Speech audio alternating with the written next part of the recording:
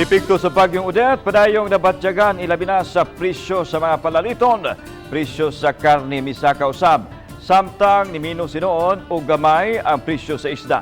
Atong Sayran ang detalye sa report ni Family Dumabok. Puno-puno na kini mga stall sa gibaligyang karne sa baboy sa Tabunok Public Market sa Dakbayan sa Talisay. Apan mato sa mga mamaligya ay ni sa kapag yun ang presyo matag kilo sa karneng baboy gikan sa 10 pesos ngadto sa 30 pesos. Ang matag kilo sa boneless pork chop ug uban pa tag 220 pesos na. Samtang tag 220 pesos ang kilo sa paa. Matud pa, epekto pa kini sa bagyo kay dugay na balik ang supply sa kuryente. Wala pa sigang kurente. Ano man karon? Mano-mano ang Oh, sauna niya. Grabe jud ka mahal. pero sa man napugos na pud Mapugos to ta kay kinahanglan man gyud. Hinon presyo sa isda guban pang seafoods ni barato og 40 ngadto sa 250 pesos matag kilo. Sama na lang sa bangus nga tag 240 pesos ang kilo human sa bagyo apan karon tag 200 pesos na lang. Ang sasa kaniadto tag 300 pesos ang kilo karon tag 180 pesos na lang. Ang rumpi gikan sa 400 pesos karon tag 220 pesos na lang ang kilo. Budboron tag 250 pesos kaniadto karon tag 160 pesos na.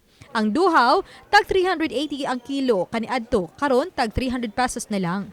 Ang lapu-lapu katambak og kito nga tag 450 pesos ang kilo karon tag 350 pesos na ang kilo. Ang bilong-bilong og tabaro nga tag 330 pesos nitong Disyembre karon tag 180 pesos na lang ang kilo. Ang nukos ug pasayan nga tag 500 pesos ang kilo niubos ng presyo sa 340 og 400 pesos ang matag kilo. Ang lambay nga tag 600 pesos ang kilo karon tag 350 pesos na lang. Mato sa mga naninda, hinay-hinay nang nabalik sa normal ang presyo kay ubay-ubay na usab ang nakabalik sa pagpanagat. Arang-arang naman.